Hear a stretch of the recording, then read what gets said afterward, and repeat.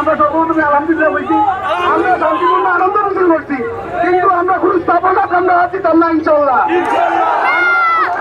কেউ রিক্সা বা গাড়ি বা কেউ কুর্তা কিছু আমরা ভাবার দরকার নাই। আমরা আল্লাহ খুশি করছেন, আমরা আল্লাহ শুক্রিয়া। মা বোন যারা আছেন সবাই কান্না কাটি আর নামাজ রোজা আপনার